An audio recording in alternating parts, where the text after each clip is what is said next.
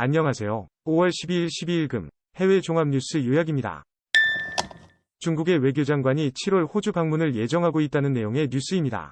두 나라의 외교 관계가 안정화됨에 따라 이번 방문이 이루어질 것으로 예상되고 있습니다.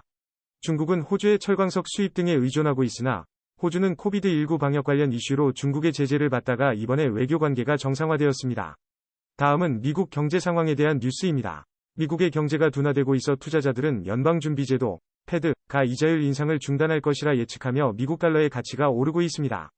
이에 따라 이번 주 미국 달러 지수는 0.7% 상승하였으며 이번 주말까지 환율 변동폭이 적을 것으로 예상됩니다. 98%의 투자자들은 연방준비제도가 이번 달 이자율 인상을 중단할 것이라 예측하며 이자율 인하를 기대하고 있습니다.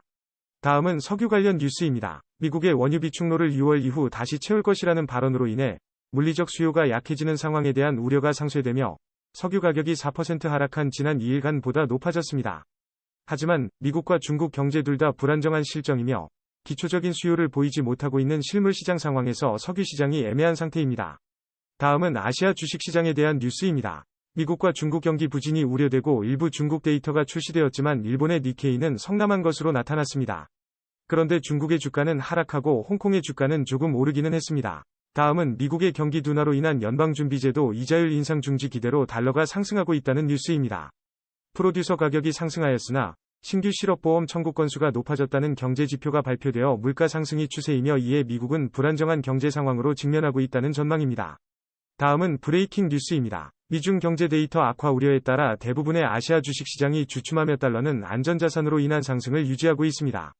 니케이는 니산과 혼다의 실적 성장으로 1년 반 만에 가장 높은 수준으로 상승했으나 MSCI 아시아 태평양 지수는 중국 경제 회복이 둔화되고 코비드19 대유행 이후 경제 회복이 둔화되어 이번 주 하락폭이 0.8%까지 진행될 가능성이 있습니다. 다음은 유럽연합이 중국 정책을 재조정할 계획이지만 베이징과의 경제적 의존도의 위험도를 줄이고 글로벌 문제 해결을 계속 협력할 계획이라는 뉴스입니다. 계획은 EU 거버넌스에 대한 차이와 미국과의 독자적인 관계 유지 여부 사이에서 균형을 맞추려는 노력의 일환입니다. 이러한 문제를 해결하면서 유럽연합이 중국과의 관계를 유지하고 있음이 분명한데 중국이 세계적 영향력을 가지고 있기 때문이죠. 다음은 브래드 브룩스의 기사입니다. 버지니아 연방판사는 소유 총기에 대한 헌법적인 권리를 침해한다며 21세 미만 구매 기록 차단된 연방 법률을 폐지했습니다.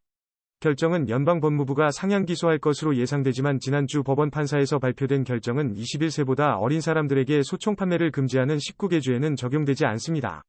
다음은 고 에어라인, 인디아, LTD 파산 신청에 대한 뉴스입니다. 인도에서 금번에 이 사건에 대해 합의재산 관련한 쟁점에서 리징펌을 금지했다는 것이 알려져 미국의 SMBC 에비에이션 캐피털과 같은 다른 법인들은 어려움을 표출하고 있다고 합니다.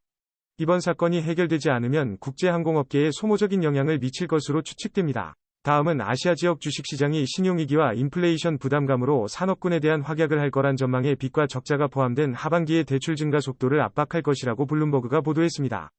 필리핀 전통 카지노의 슈퍼채권 발행 소식으로 국내 전문 투자기관도 미국 스테이트 방식으로 투자 전략에 접근하고 있습니다. 그럼 오늘의 요약을 마칩니다. 감사합니다.